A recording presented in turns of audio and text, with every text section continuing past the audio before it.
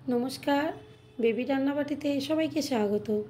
আজকে আমি নিয়ে চলে এসেছি একটি নাস্তা রেসিপি। বানিয়েছি আজকে আমি আলু দিয়ে মুখরোচক নাস্তা। এটা কিন্তু শীতের সন্ধ্যেতে গরম গরম চায়ের সাথে কিংবা সসের সাথেও কিন্তু দারুণ লাগবে খেতে।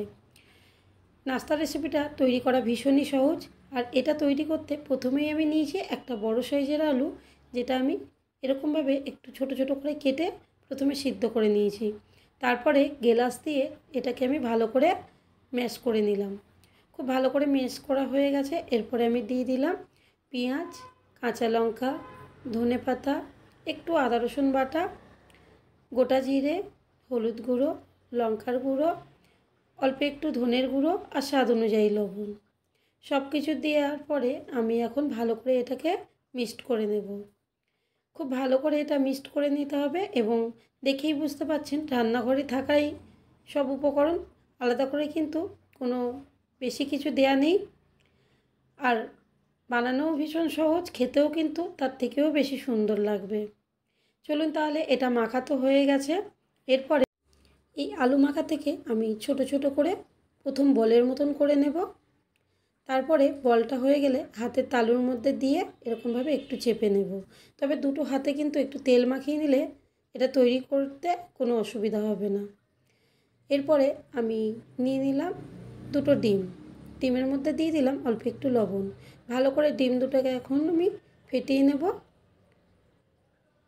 খুব ভালো করে ফেটিয়ে নিয়েছি। এরপরে আমি যে আলু মাখাটা তৈরি করে রেখেছিলাম সেইগুলোকে এখন আমি এর মধ্যে দিয়ে দিলাম। আর ডিমের মধ্যে দেওয়ার পরে ভালো করে ডিমের মধ্যে ডুবিয়ে দিয়ে আমি চামচের সাহায্যে তুলে নিলাম। এরপরে দিয়ে দেবো আমি বিস্কিটের গুঁড়োর মধ্যে। বিস্কিটের গুঁড়োর মধ্যে দেওয়ার পরে আমি ভালো করে এটাকে কোট করে নেব। তবে চাইলে এখানে কিন্তু ডবল কোটও করে নিতে পারেন। আমি কিন্তু এখানে সিঙ্গেল কোট করে নিয়েছি, তাতেও কিন্তু কোনো অসুবিধা নেই। ভালো করে চারিদিকটা আমি বিস্কিটের গুঁড়োর মধ্যে কোট করে নিলাম। এরপরে হয়ে গেলে আমি এটাকে তুলে নেব। আরও একটা আমি দেখিয়ে দিই, যে আলু মাখাটা করে রেখেছিলাম সেটাকে প্রথমে ডিমের মধ্যে দিয়ে দেবো। তারপরে তুলে নিয়ে আমি দিয়ে দেবো বিস্কিটের গুঁড়োর মধ্যে।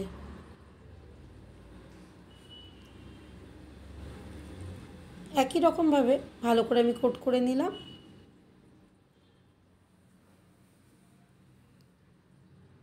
চারিদিকে সুন্দরভাবে কিন্তু যাতে সমানভাবে লেগে যায় সেটা কিন্তু খেয়াল রাখতে হবে।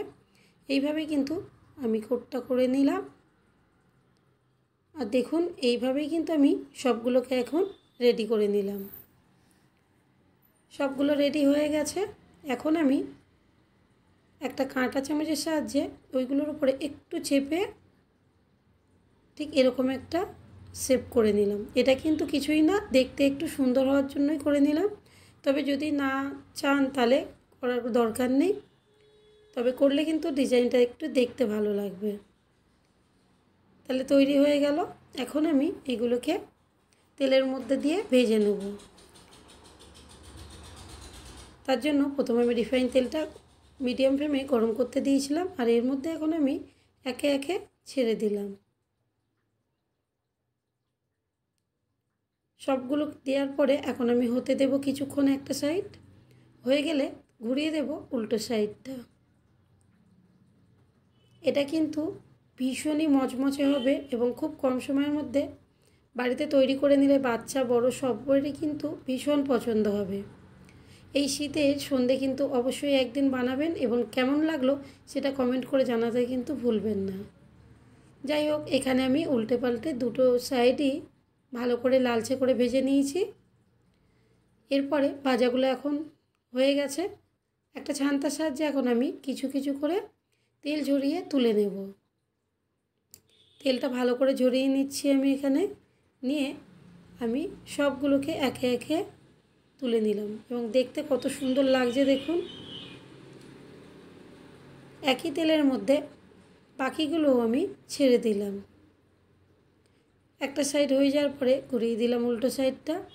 দুটো সাইডই ভালো করে লালচে করে ভেজে নেব।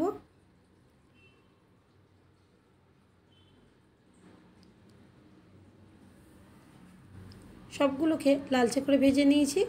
আবারও আমি একই রকমভাবে ছান্তার মধ্যে তুলে নিলাম। তেল ঝরিয়ে ঝরিয়ে আমি সবগুলোকে নামিয়ে নিলাম।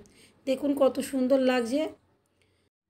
আর এটা কিন্তু ভীষণই মুচমুচে এবং মুখরোচক, যেটা সবাই কিন্তু ভীষণভাবে পছন্দ করবে। তাহলে রেডি হয়ে গেল আলুর সুন্দর একটি নাস্তা।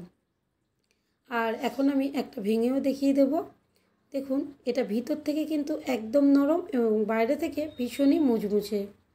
তাহলে সসের সাথে কিংবা চায়ের সাথেও কিন্তু আপনারাও নিয়ে নিতে পারেন এরকমভাবে। কেমন লাগলো আজকের রেসিপি সেটা কমেন্ট করে জানাতে ভুলবেন না। ভালো লাগলে একটা লাইক করবেন, শেয়ার করবেন এবং চ্যানেলটা সাবস্ক্রাইব করে রাখবেন নতুন নতুন রান্না দেখার জন্য। তাহলে দেখা হবে পরের কোনো রান্না নিয়ে। ততক্ষণে ভালো থাকবেন, সুস্থ থাকবেন।